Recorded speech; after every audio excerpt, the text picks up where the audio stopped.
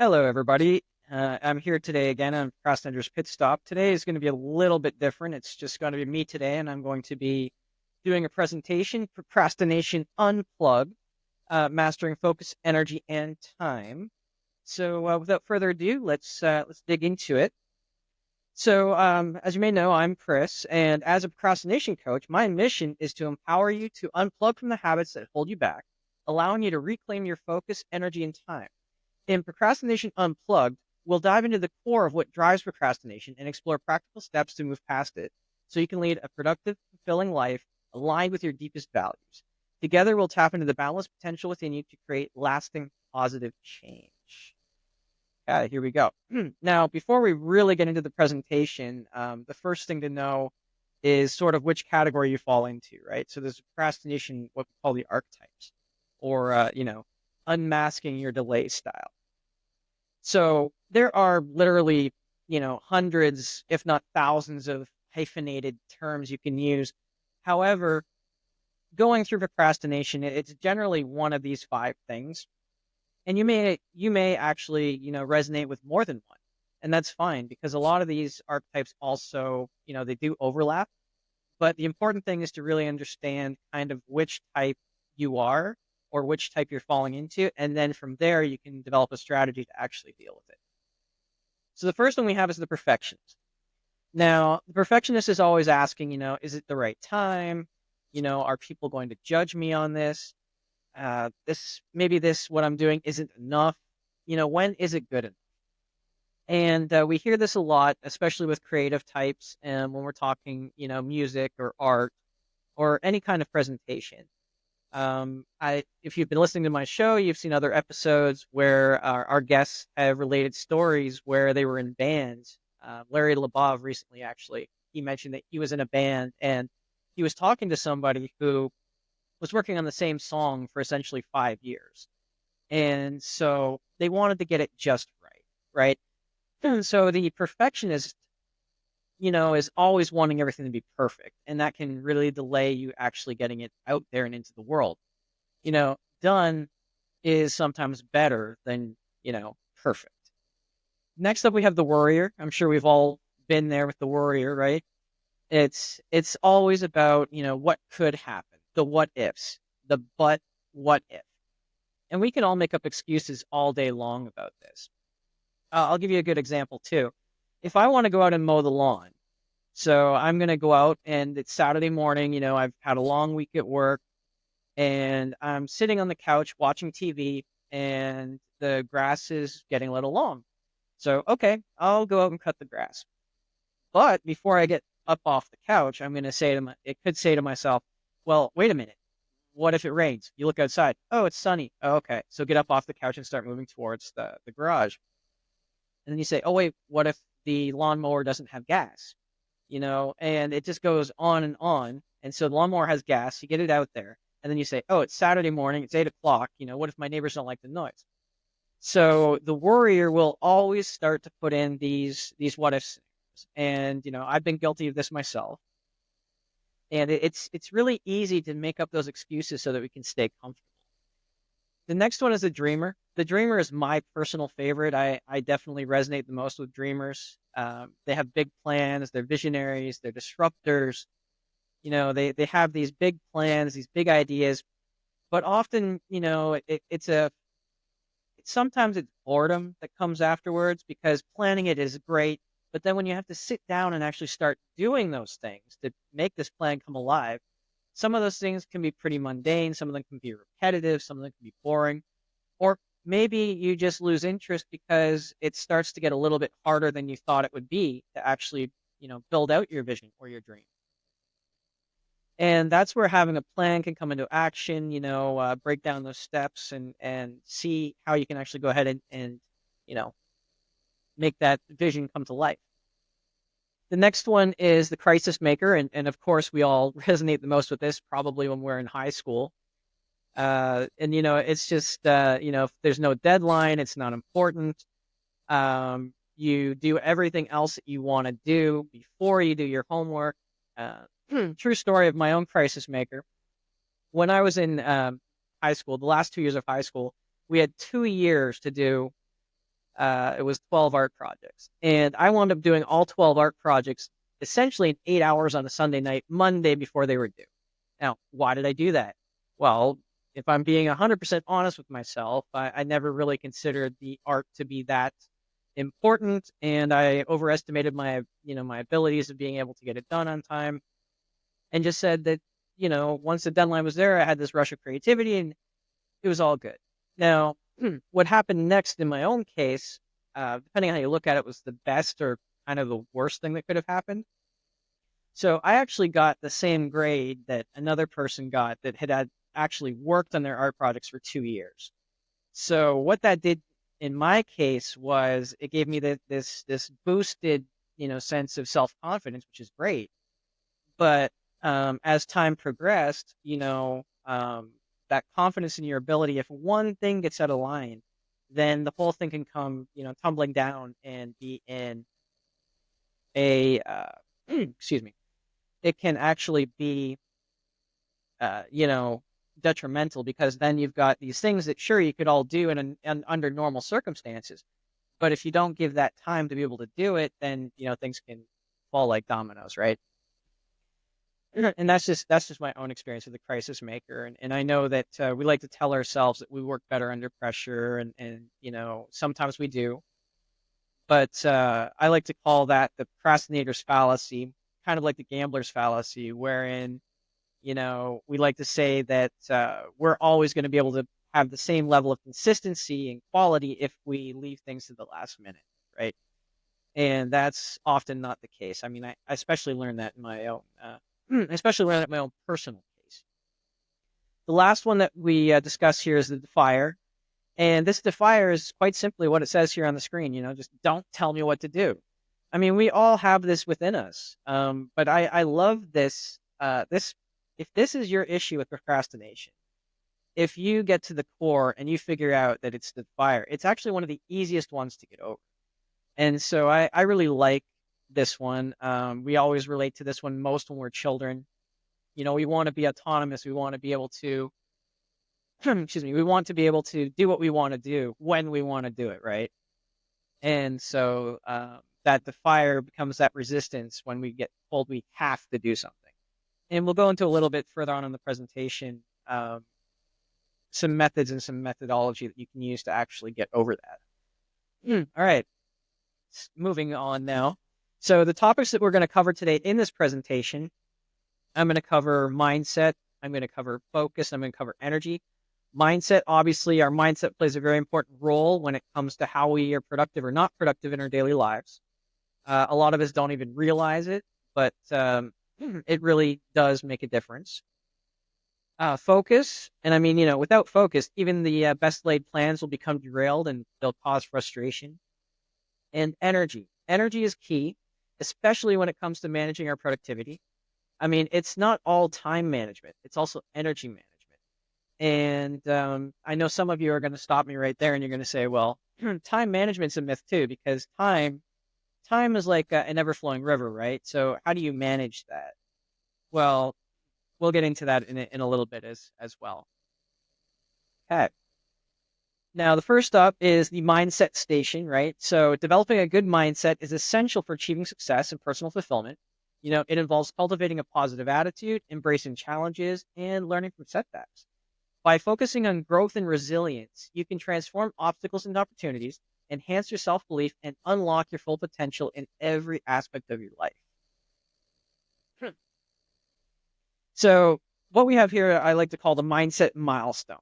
So there's two different subsets here. You've got your daily tasks and practices, and then you've got affirmations, gratitude, and visualization.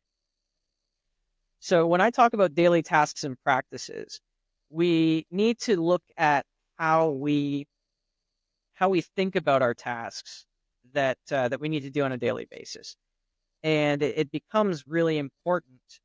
Because if you're sitting through something and you're saying, I hate this, I hate this, I hate this, I hate this, I hate this, as well, be honest, when I was younger, I did that a lot, then you're having that resistance and you're not really, one, you're not even taking in anything around you. And two, you're going to find that it takes you a lot longer to actually do the task than if you just sat there and said, okay, I'm doing this, I'm doing this, I'm doing this. Now let's move on to affirmations, gratitude, and visualization. So affirmations, what are affirmations? Affirmations are positive self-talk, empowering words. You say I am, and then you ask yourself, why am I? And then you want to use anchors as well.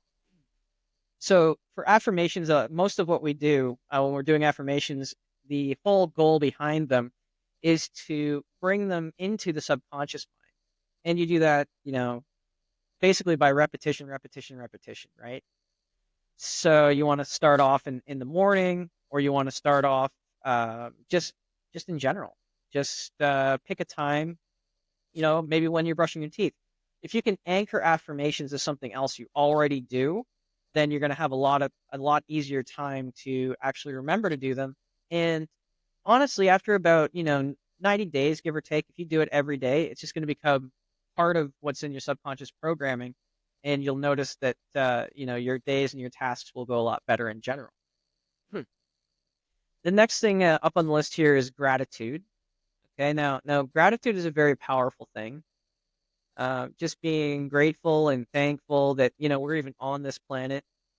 The odds of you and me actually sitting here, the odds of me being here at this exact moment in time and doing this exact presentation are, well, they're pretty astronomical when you think about it. If we reset the universe and we try to get it to go exactly the same way, yeah, that would be it's a very big, big, big, big number in terms of what's plausible and possible the second time around, right? So we just need to remember that. I like to do gratitude first thing in the morning. Just pick 3 things that you're grateful for before you get out of bed, maybe 5 things. It's good to do the last thing at night too, especially if you've been having, a not so great day. It just helps, clear your subconscious mind so that when you go to sleep, you're not running over the not so pleasant things in your day. And then you talk about, why am I grateful, right? How can I show that I'm grateful? And this one is a really powerful one too. It's a really powerful reflection on this is, when am I not grateful? And when you look at these things, when you say that when I'm not grateful, then you have to, well, you don't have to, everything's a choice, but it's a good idea to try and reframe those things that you're not grateful for. I mean, especially if they're things in your daily life that you really have no control over. I like to use traffic as an example. You're sitting in traffic. Well, I am not grateful to be sitting in traffic. Well, you can turn that around. You're sitting in a car, presumably, right? So you own a car. You should be grateful you own a car, because there are many people that don't own a car. Maybe you're late to go to work. Well, you should be grateful that you're sitting in traffic because you have a job and you're going to work. Just these small shifts can really make a big impact on your day. And in terms of visualization, we talk about acceptance. We talk about seeing where you want to go, what you want to do. And we talk about, the why. So why do you want to do something? So visualize what you want to achieve or what you're trying to achieve, and then the why behind it. Because when your why is high, your cost is low. And if you don't have a good reason why, more often than not, you're going to fall off the bandwagon and you're not going to do what you set out to do. I always talk about New Year's resolutions. I myself don't do New Year's resolutions. I made the resolution to not do New Year's resolutions simply because we get caught up in euphoria and we get caught up in the moment and we say, oh, that's great. And I mean, everything sounds great when you're in a high energy environment. But if you don't have any real energy aside from just that spur of the moment thing when you're clinking glasses on New Year's Eve and saying, yeah, I'm going to, I'm going to go to Africa, or I'm going to make a podcast, or I'm going to, go to the gym every single day. And a lot of these resolutions don't come to pass because, January comes around and that moment is now gone and you've got really no reason or the energy to back it up and to move forward on that. And so when I tell people about New Year's resolutions, I say, make them sparingly or make them related to something that, maybe you didn't get done during the year or something that you do have a reason for doing. And then you look at the how. So you want to visualize how you're going to do things. And it's such a powerful process because once you visualize yourself actually doing it, you'll notice that you don't have anything. You'll notice that you don't have anything really stopping you when you actually go to do it once again. So if you can visualize yourself doing it and you feel okay visualizing yourself doing it, when you actually go to do it, you're going to not, well, you're not going to feel as much resistance because you've already visualized yourself doing it. It's kind of a mind hack that works a little bit. I like to use it before standing in line, especially at a grocery store, and I know that, it goes against sort of the laws of attraction because you're focused on, kind of what you're not doing. But if you're visualizing yourself standing in line to get to your goal, then you'll notice that the time doesn't go as slow because you're not resisting standing in that line to do that thing. And then when you focus on the when, you work on your smallest steps, right? You want to work on the absolute smallest steps that you can go forward. And no step is too small. Um, it might sound silly, but if your goal is to go for a run every morning, literally your steps could be as small as, wake up. Okay, good. You did that. Check it off your list. Swing your left foot over the bed. Okay, you did that. Swing your right foot over the bed. And by doing these small steps, you actually gain momentum. So just remember that no step is too small. They're all valid steps as long as they're moving forward towards where you want to go. Okay. Now, let's talk about shifting the mindset. So here's the thought. The thought is have to. And we went into this a little bit with the defier archetype, right? Saying I have to. And when somebody tells you you have to do something, we tend to get that stiffness or that resistance. Like, when you say you have to do something and you can actually almost feel it. Like you can almost feel this heaviness come in when you're trying to say I have to do something. Now, sometimes it's a little twinge. Sometimes you may not notice it at all, or sometimes it could be this big, actual tensing of the muscles, and you can physically feel that have to. So what we try to do is we try to reframe that to choose to, right? So we're choosing to do something instead of have to. We choose to because let's face it. I mean, all cards on the table. There are literally two things in this life that are not a choice. Okay. You can't choose to be born. And, well, okay, in the future, we may not necessarily know this, but as of right now, you can't choose to not leave this world, right? So those are the only two things that are not a choice. Everything else is a choice. And the reason that we reframe this to choose to is because you're taking back your. When somebody says have to, it's almost like a taking a bit of power away from you, right? So we always have the power. There's always the power to say no. There always is that power. Now, whether you want to accept the consequences of saying no or not, that's an entirely different story. But let me give you my example when I say have to versus choose to. So an example for me is when, I've had a long day, I just want to unwind. I'm sitting down on the couch. I've got my favorite TV show on, and and then all of a sudden, somebody says, "Oh, wait, you need to do this. You need to help me with this." And you say, "Okay, I don't want to do that. I just literally sat down. I've been working all week. I don't want to get up and do the dishes or dry the dishes or whatever the case may be, right?" But I'm saying, okay, no, I don't have to. I choose to because I know that I'm going to be helping my partner, in this case, my wife. I love my wife and I want to make her life easier. And I'm also avoiding, a fight, right? So I'm choosing to do that. And the minute that I'm choosing to do that, I'm taking back the power. And I find that, the task just doesn't go as slow as it does. And I mean, nobody really likes doing dishes. Okay, I'm gonna get called out on it. I'm sure somebody does.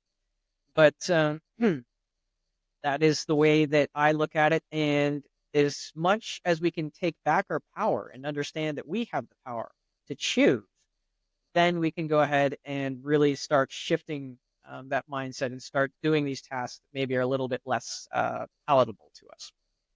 The next one is not enough, right? So we say, and I don't have enough time to do that. There's not enough hours in a day to do that. And this is something that it all comes down to there is always enough. There's always enough resources to do what you want to do. There's always enough time. And the thing is that you want to be operating from what they call an abundance mindset. When we say not enough, we're operating from lack, a lack mindset. And when we operate from a lack mindset, we're going down into the lower vibrational emotions. We're going down into fear again. We're going down into scarcity. We're going down into, those what ifs. Where we want to be is that there's always enough, right? So the abundance mindset. So the abundance mindset are the lighter emotions, happiness, joy, fulfillment. As long as we're operating from an abundance mindset, you'll find that what you need for your tasks and what you need to do the things that you want to do, you'll see that it's always there. But if you're only focused on not having enough, well, then you'll never have it. That's just the way that it kind of works. Whether you want to look at it from the side of the law of attraction, or you want to look at it from the side of, what you focus on is what you see. So that is how you want to switch over into an abundance mindset. This next one, that the mindset shift is something that I often discuss with my daughter as well, and it's true. When we think something is boring, we have that resistance setting in because it's boring. Now, what is boredom? Boredom is either something that is not important to you, or you feel like that you already know everything you need to know about it, and therefore it's not important to you. So when you start to feel bored in a situation, you say, what am I missing? Because I guarantee you, there is always something to learn. There is always something to know. It is not possible for us to know every single detail of every single thing or every single experience that we have. It's just, it's not possible. I mean, even people with eidetic memories, photographic memories, they remember things, but it is impossible for you to know every single detail of every single item in the room, or every single idea maybe that somebody's explaining. So you always want to be open to learning something new. You always want to be open to receiving new information. And what's interesting too is that you'll find that you'll remember a lot more if you're actively trying. Excuse me, my nose is itchy there. If you're actively trying to learn something, you'll find that the boredom goes away because your brain's now in the mode of focusing and trying to learn as much as it can. And you'll also notice that there's not as much resistance, because when you say you're bored, you immediately want to leave the situation and do something else that you find more rewarding. But if you're learning, that is rewarding in and of itself. Okay. The next one here we have is resentment. Now, this is a big one, and it's kind of tied to the have to. So when we sit down and we want to do those dishes, and we've been working all week, I could sit there and I could say, well, no, I've been working all week. I resent having to do this because I've been working all week. That should be enough. So what we want to do is flip that over to gratitude. So we sit there and we say, oh man, I have to do the dishes, or I have to help, my wife with the dishes. And I do instead switch that to gratitude. So first of all, we go to choose to. So I'm choosing to do this because, I love my wife, want to help her. Again, as we previously mentioned in that example. And then we switch that in with gratitude to make it even more powerful. So what do I mean by that? I mean, well, I get up. Okay, so I have to wash the dishes. All right. Well, I'm grateful that I have dishes I can wash. I'm grateful that I have clean running water that I can use to wash the dishes. I'm grateful I have the soap, and I'm grateful I have a wife who, nags at me, but, I'm grateful to have my wife, right?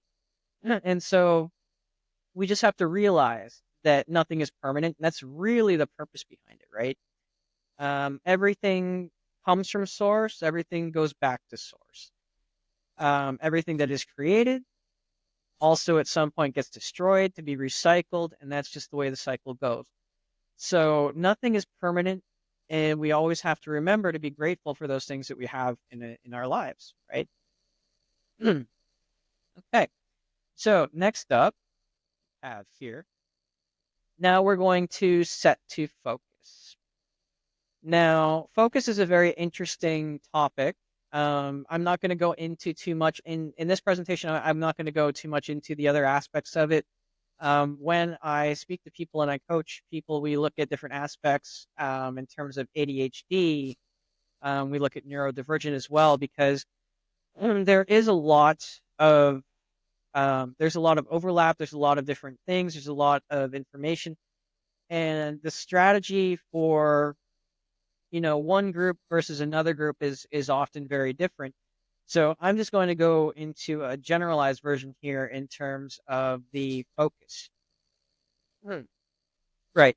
So developing focus is key to achieving your goals and maximizing productivity because it involves honing your ability to concentrate on tasks, minimizing distractions, and prioritizing what's truly important.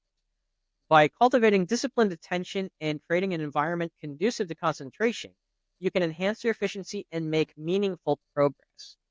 Now, what does that mean? Just means that, we want to be focused. I mean, there's also the 4 levels of competency, right? So we talk about unconscious incompetence, which means that, we really don't know what we don't know. We have conscious incompetence, right? And this is that we know what we don't know, or we know what we're not good at. And then you've got conscious competence, which means, if I focus and I think about it, I can do it. And then we have unconscious competence. And that is the level where you are so good at something, it is second nature to you. But when we talk about focus, your sweet spot is always going to be that third point, which is going to be that um, it's always going to be that conscious competence. And I'll go into that in a little bit, but essentially that is all related to focus. So we always want to be sure that we're mindful in the moment. So without further ado, here we have it, focus, focus. Sorry, that was a pretty interesting joke. Okay, so focus foundations, okay? So when you have your daily tasks and practices, these are practices that are going to help you, designed to help you focus, right? So we talk about meditation, we talk about mindfulness, we talk about your environment. And remember that this is not going to be the same for every single person out there. There's going to be tools that work for you. There's going to be tricks that work for you. There's going to be tools that really don't work for you. And there's going to be tricks that really don't work for you. So just keep that in mind. And remember that you always want to take whatever is resonating with you, whatever works for you, and then do the rest. Just let it go. All right. So we talk about meditation. Now, in terms of meditation, there is really no right way or wrong way to meditate. There's all this uh, traditionally, you say you have to be in a quiet environment, or you have to be listening to some sort of music, or you have to be chanting, or you have to not be chanting. You don't need to be silent. You don't need to be sitting still, even.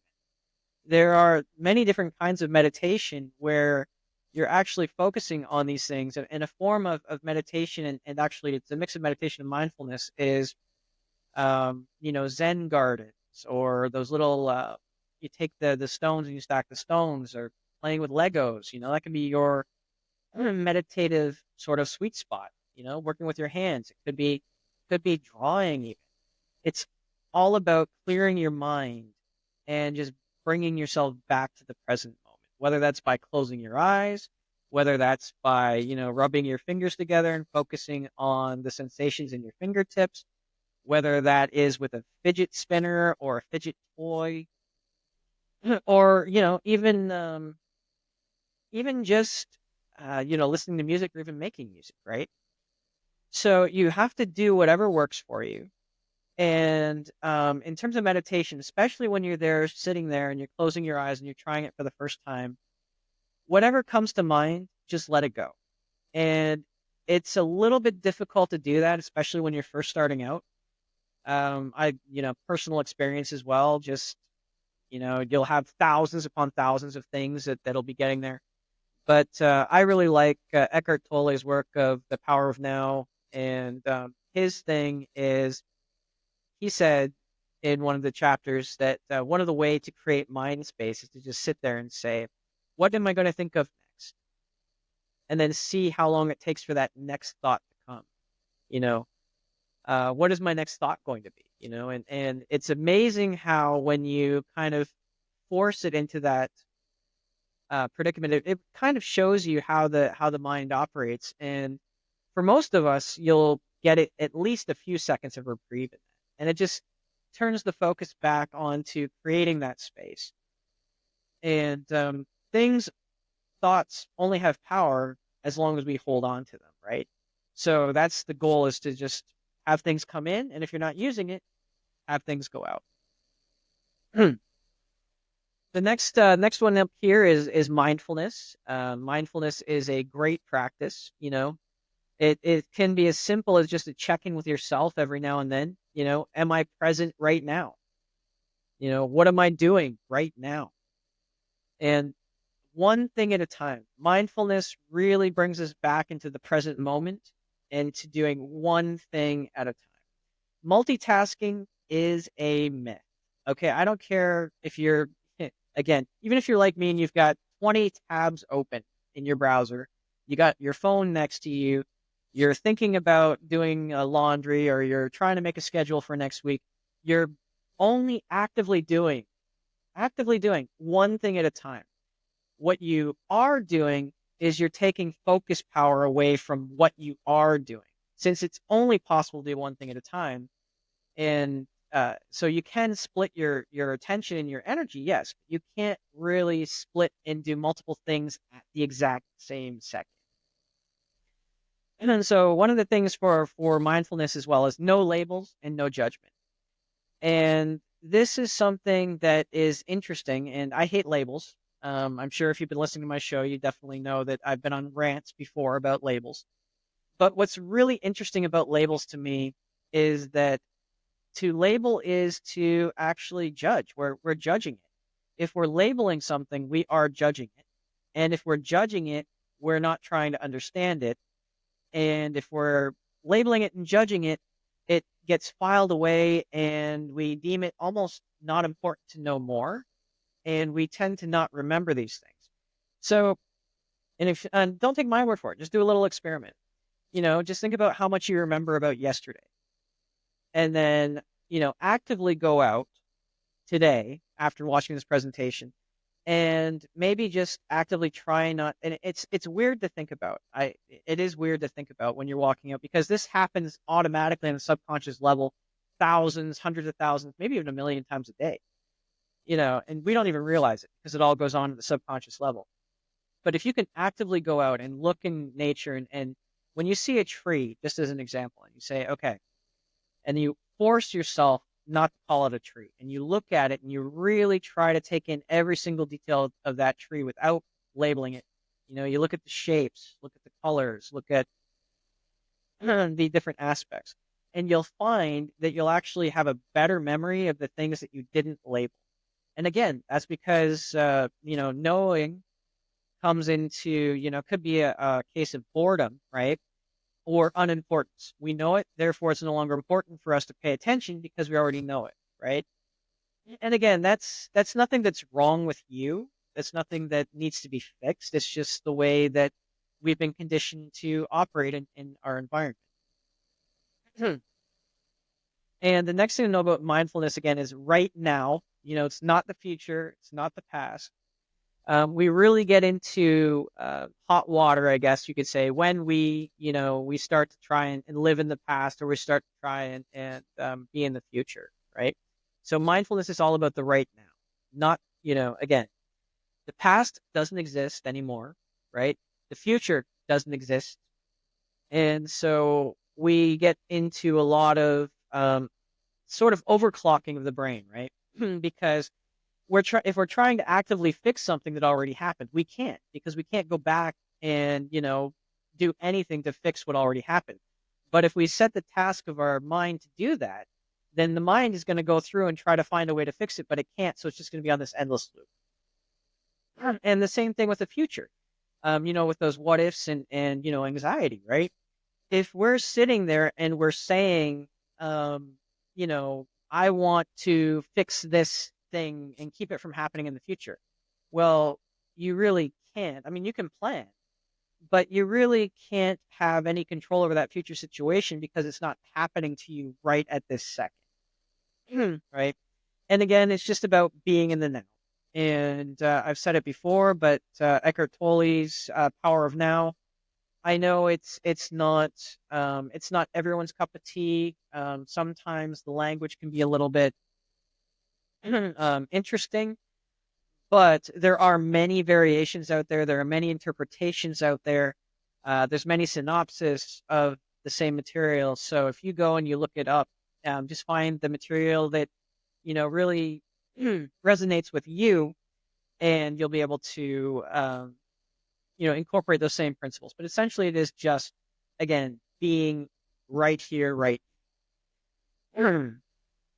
And the next part here we have up is the environment, right? So your environment is so important when it comes to focus and procrastination. And we'll get into this in a little bit further on in the presentation as well. Just because, time has a memory and energy has, energy, yeah, time has a memory and energy has a place, right? Places have an energy. So you want to be in the right place for the right activity. And, a lot of this might sound like common sense, but, you really don't want to be working on an important paper when you're laying in your bed, right? Or even if it's at all possible, even in your bedroom. There are certain cases where space is kind of an issue, but there are ways that you can offset that. But the thing is that if you're laying in bed and you're trying to do a presentation on a laptop while you're laying in your bed, your body is getting conflicting signals because one, you're in your bed and your bed's for sleeping, and yet you're trying to actually do some work.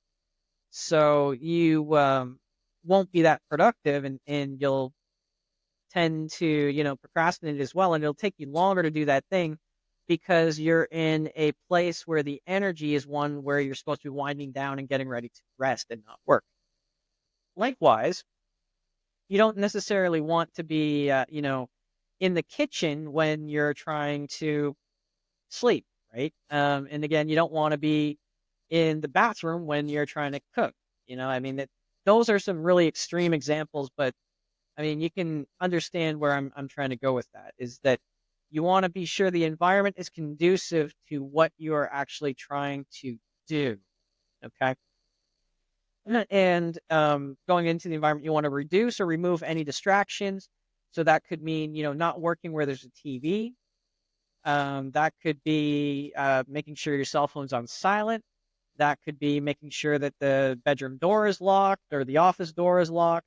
That could be, making sure that your calendar is adequately, filled up so that people aren't, scheduling something with you at the same time when you're trying to do something else, and that sort of thing. And also with the environment, many of us don't really consider that we want to think about how we feel in that space too. So, just going back to the bedroom and work example, if we generally get into the bedroom and it's a place where we feel, tired or uh, energized, and it's not conducive to working, obviously. And likewise, it's also not conducive to fitness goals. Just as another example, really, where you're going to be lifting weights in the bedroom because that is not where it's a conflict within, right? Because you're exercising, but you're in a place where you're supposed to be resting, right? So you want to check your emotion reflection, so how you feel, and you want to check your energy reflection, which is what I was getting into there, and see what your energy level is when you're in that particular place. Because your energy level is obviously going to be different if you're sitting in your living room than if you're sitting in an office, than if you're at the gym, right? And then the last thing you want to think about with your environment is, why are you doing it here? And I know it may seem like a silly question because you've already, gone through all this other stuff. But I mean, you want to know why. Why here? Why am I doing this work in this office? Well, it's where I set everything up, and it's where I can be not distracted, and I'm comfortable here. And see, you're just reaffirming all the reasons why this is the right place for you to do what you need to do. And that helps with your focus, and it does bleed over also into your energy as well. Okay. Now, how do we do this focus shift? We talked about being mindful and being focused. So how do we do it? So check in again. Am I present? Reflect. Why am I present? Well, I'm present because I'm doing this thing that requires my attention, you know, um, and then their reason for being present, right? So I'll give you a personal example. When I'm making my daughter's lunch for her school day, I'll be cutting the apple, and I'm at the level of the stage. I'm sure many of us are here too. If you have children, you do the same thing every day for their lunch or for their school routine. So you get to that unconscious competence level. And that's not necessarily the best place you want to be when you're dealing with sharp objects like a knife cutting an apple, right? So check in while I'm cutting the apple. Am I present? Okay. Now, why am I present? Well, I'm present because I'm using a sharp knife to cut an apple, and I want to make sure that I cut the apple in the right way, and that. And the purpose, the reason for being present. Well, I'm present because I want to do a good job, and I don't want to cut my finger off, right? And then the next check-in is, you can always do to bring yourself back to the focus too, is, what am I feeling? And then reflect on that. What is making me feel this way? Especially if you're starting to lose focus. If you find your mind drifting, this is a good question. What am I feeling? And then what is making me feel this way? So what's the distraction? And then so what you want to do is you want to observe that feeling, and then you want to let that feeling go, and you want to get some perspective on it. Now, this is true of negative emotions, obviously, but it can also be true of the positive emotions as well. And that might seem counterintuitive, but to truly be present, um, we need to be unclouded by the negative as well as unclouded by the positive. And what do I mean by that? I mean that we don't want to be sitting there cutting the apple and lost in thought of, oh, I have this thing to do and it's making me so angry or frustrated. But we also don't want to get lost in thought, 'cause it's just as easy to get lost in thought thinking about something joyful too. So, oh, wow, I'm so excited to, see the new episode of Frasier or see this new movie, right? Either way, either the positive or so we all think about the negative taking away from you and mindfulness, but the positive can too. So what you really want to do to be mindful too is find the joy in what you're doing at that present moment. And then that way you can tie that pleasant emotion into what you're actually doing. And then the next thing to do a check-in is obviously, what am I doing? Again, that's something that, sometimes I ask myself, if you've ever wandered into a room and you kind of lost your train of thought, is that, what am I doing? You know, and then you want to reflect, why am I doing this? To find your purpose for doing it. And the reason we do that is when your why is high, the cost is low. So, again, if you have a good reason for doing something, a purpose for doing something, you're going to find that you can really focus on it and you can push through it, and you'll have the energy to do it because you have that motive, that reason to do it. And the check-in again, the last check-in is, where am and it is, this is simply just, what is in my surroundings I am using right now. And this is to focus on the task at hand. Again, I'll go back to my example of cutting that apple. Where am I? Okay, I'm in the kitchen. I'm cutting the apple. What's in my surroundings? Well, the knife, the plate, and then, the lunchbox. But if I start going off, oh, there's a light on off in the distance, the door is open. No, I want to take my focus, narrow it down into what I'm actually doing and what I'm actually using right now. So you want to do the task at hand and not focus on the stuff that's in the distance that maybe doesn't have anything to do with the task at hand. And then next up, we're going to talk about energy. So energy matters, right? So energy management is crucial for sustaining high performance and well-being. I mean, it involves balancing physical, mental, and emotional vitality through healthy habits such as regular exercise, proper nutrition, and adequate rest.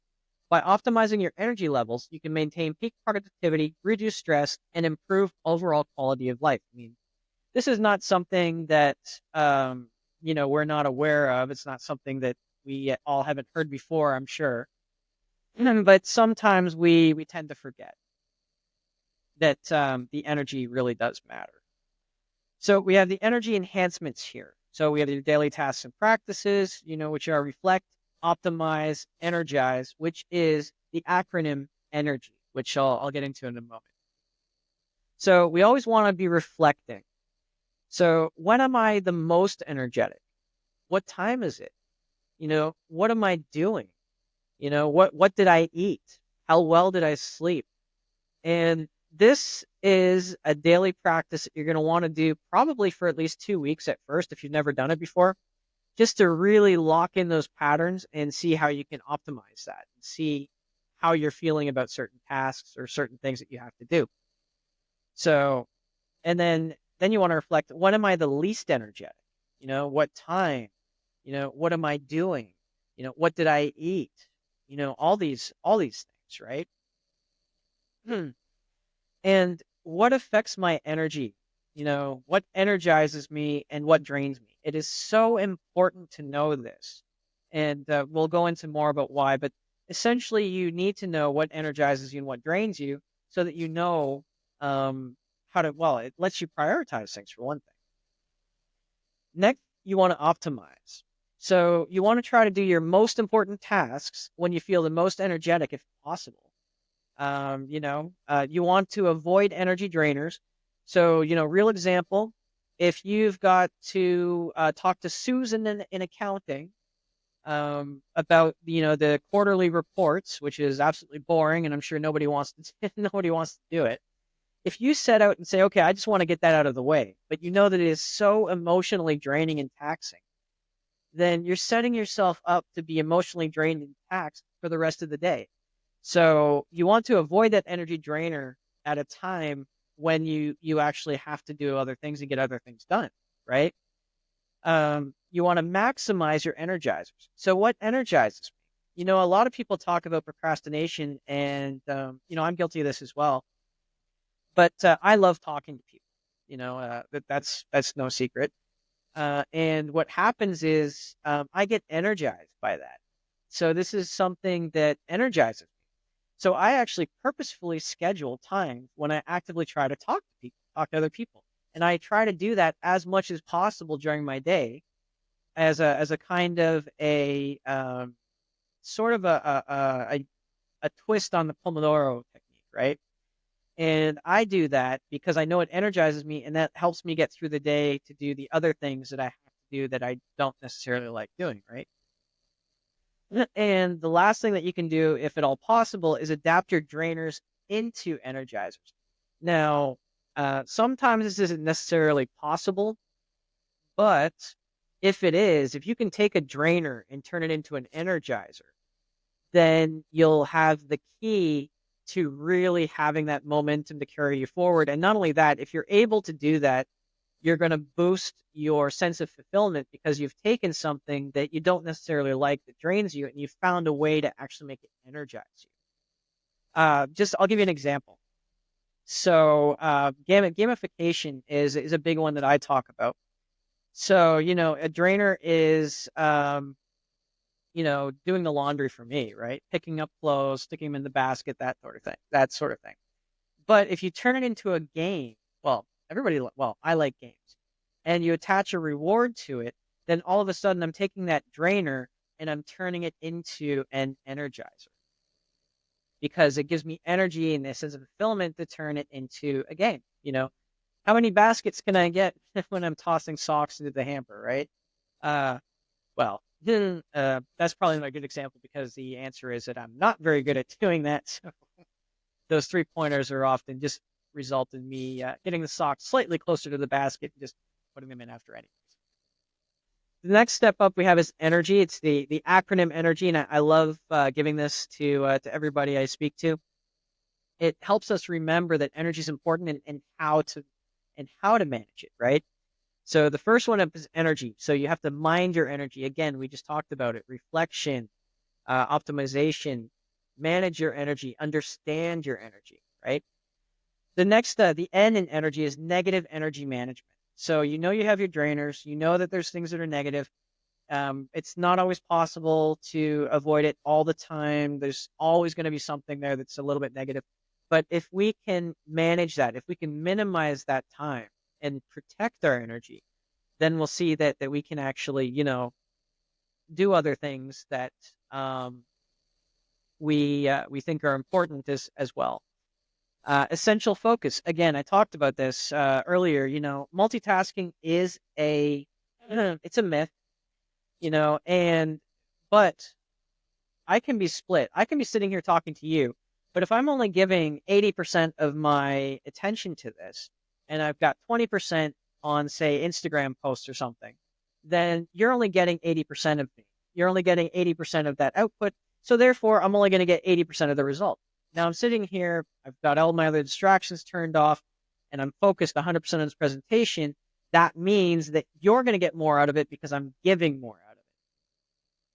The next step is to realize the race that you are in. So you have to understand what you want to do. You need to understand what you need to do it. And you need to understand that your journey is absolutely 100% unique.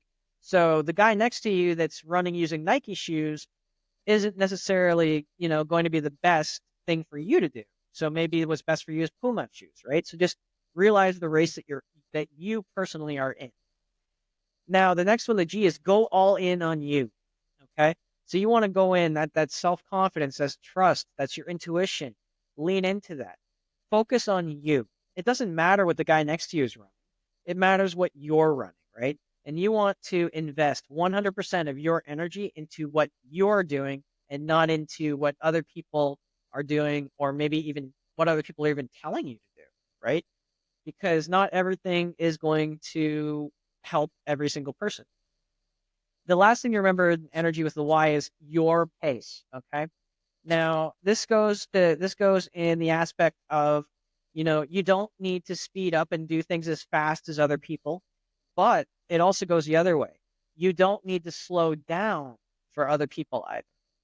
And this is a very important one to understand because this causes bottlenecks in teams and things when you're talking the corporate world, but it also talks about bottlenecks in your personal life as well. So if you're going, so if you feel like you're going too fast, slow down. If you feel like you're going too slow, well, why are you feeling like you're going too slow? And if it's that you've got certain things externally that really don't have any bearing on what you're doing, then just speed up and go at the pace that is comfortable for you. And so how do we shift the energy? Well, we talk about diet, we talk about sleep, we talk about emotion, right? And we've talked a little bit about this before. We're just going to go over it again. So in terms of your diet, you want to avoid sugars. You want to have meals consistently. You want to avoid stimulants like caffeine. You want to avoid alcohol, and just, yeah, I know, right there on the list, no sugar, no alcohol, no fun, right? But it really does have an effect on your energy. And we do know that if you have sugar, it creates like a short burst of energy, right? But you often get that crash after, right? So you shouldn't be relying on sugars to give you those energy boosts. Caffeine is kind of the same. It gives you that boost, and it kind of lets you go through the day sometimes. But when you drink caffeine, the later part of the caffeine can actually still be in your system for up to, 6 to 8 hours after, or even up to 12 hours after, right? So a half-life of between 8 to 12 hours. So that means that if you're drinking coffee at 3 o'clock in the afternoon, that caffeine is still having an effect on you at 3 o'clock in the morning, and that's going into your sleep. Alcohol is the same. We say that the alcohol takes it's the rule of thumb is 1 ounce per 1 ounce per hour, right? But the thing is that also that also has an effect on your energy levels, right? So especially when it comes to sleep, right? Um, and yeah, talking to sleep, you want a consistent sleep schedule. Again, we just said this: avoid caffeine and alcohol. Avoid caffeine 12 hours before you have to sleep. Go to sleep. That's that is a very staggering number, especially since many of us have multiple cups of coffee a day. Um, Avoid alcohol. As a rule of thumb, you want to have your last drink a minimum of 6 hours before you're trying to sleep. Think about that. That's your last drink 6 hours before you go to sleep. But not only that, you have the compound effect. So if you have 6 drinks and your last drink is at let's say you have 6 drinks and you've been drinking them starting at 1 o'clock in the afternoon and you stop at 7 o'clock at night, then realistically, that's not going to be through your system to promote a good sleep cycle until almost 1 in the morning. And so it's just, I know it's insane when you think about it that way. You want to avoid nicotine. Nicotine, I did a whole thesis on the effects of nicotine on the human brain. You want to avoid nicotine, again, at least 2 hours before you're going to sleep, because the nicotine does have that short-term effect of that burst of the neurons and the activity. You want to avoid screens and distractions, right? So ideally, you don't want to have a TV in your room. Ideally, you don't want to have your cell phone in your room, right? And at the very least, you want your cell phone on the opposite side of the room to where you. And that's for a couple of reasons. The first reason is that it's not as tempting to grab it and scroll and be up until 2 in the morning scrolling through Instagram or Facebook. But the other reason is the Wi-Fi signals and the radio signals. They do have an effect on your quality of sleep. Yes, the tinfoil hat people were onto something. I mean, not to that same extent, perhaps, but yes, if you are in and around, especially a lot of, especially cell phones, then you're going to find that your sleep is interrupted both because of that emotional aspect, but also the radio wave aspect. And then we go to the emotions. How do you shift your emotions in terms of energy, right? Emotion, I choose. I'm choosing to do this. That's very empowering. You're taking your power back. And we discussed how important it is to take your power back, right? Gratitude. Gratitude is one of the easiest ways that you can start to get back into that higher vibrational emotion of joy, fulfillment. You look for the purpose in things.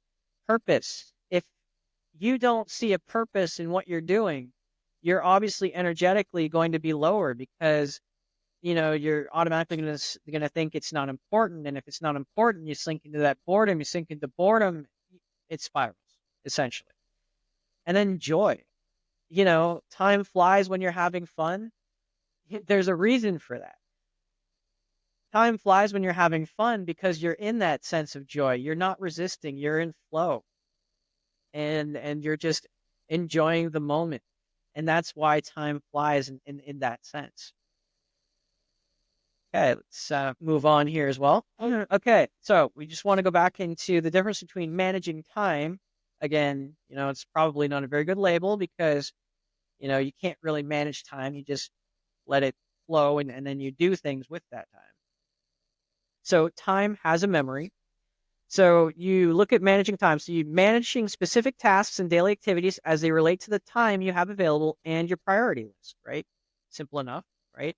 How does that differ from managing energy? So in terms of managing your time, you're doing the tasks and daily activities as they relate to the time you have available and your priority list. And as you're managing your energy, you want to managing specific tasks and daily activities, but it's also keeping in mind your energy and adjusting as needed to optimize the outputs.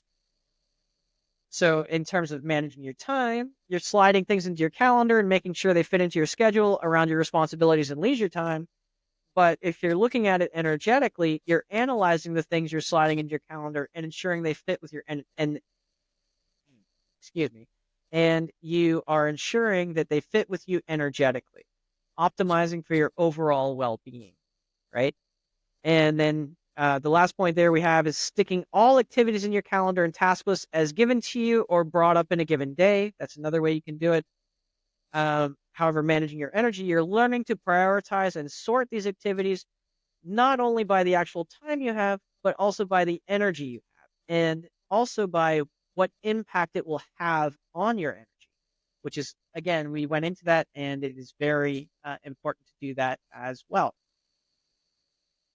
Okay, coming up here. All right. I'd like to thank you for getting this far in the presentation, and I'd like to share some resources with you. Again, on my website, procrastinationstation.ca, you can discover your delay style. There is a free there's a free quiz there. It is 8 questions because I designed it with procrastination in mind. So we don't want anything that's too arduous. So it's only 8 questions, and it's going to tell you what level you are in, and what you can do to sort of what you can sort of do to mitigate certain things. And once you're actually done that, what you can do is you can contact me for a no obligation session, no charge, and I will sit with you. We'll go over your needs, and we'll generate a plan with you. So whether or not you actually move ahead and work with me or join a group coaching session, what you will learn, you will be able to take and you'll be able to use, and we'll make a strategy for you so that you'll have something that you can go ahead and use for yourself as well. Again, I do offer one-to-one coaching. I offer group coaching. I also run the channel Procrastinator's Pit Stop. I'm going to go on a limb here and say that you already know that because that's where you're watching this video. But it is an open podcast around procrastination. I am always open to having people on my show that want to share their experiences, tools, tips, anything like that. And I always emphasize this. Again, it's an energizer for me. There's a way that you can always chat with me. Please feel free to reach out, schedule that in my calendar. You're actually doing me a favor by doing that because, again, I use it as an automatic sort of Pomodoro technique.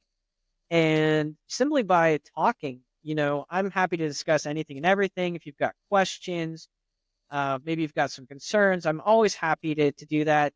That's always free. You can call it a virtual coffee. You can call it a virtual meetup. Anything and everything you want to discuss. And it doesn't even have to be procrastination related. Maybe you want to discuss the weather. Maybe you want to discuss a game. Maybe you want to ask an opinion. Maybe you want to, or maybe you're like me. Maybe you just want to learn something new. And maybe maybe you just want to share some dad jokes. That's perfectly fine as well. My door is always open, and I just look forward to helping you move on. So just moving forward and things like that. And one of the last things I do want to say before I end this video, if you are suffering from procrastination in any way, you know, just understand that you're not alone. You are not broken. You don't need to be fixed. You know, what it is you are operating based on certain elements or certain conditioning that you had in the past that based on your environment, right? So it's not that there's anything wrong with you. It's just programming, and like computer programming can be changed, and you can be your best self without needing to beat yourself up about it, right? So just have a little compassion and understand that we all do the best that we can with the information we have at the time. Now, that information might be erroneous. Maybe that information is incomplete, but it doesn't matter because you are doing the best that you can with the information you have at the time. And that includes, that includes procrastination as well. And, so many people just don't have compassion for themselves. So if there's nothing else there, just take that and just be kind to yourself. And I always like to end my podcast the same way.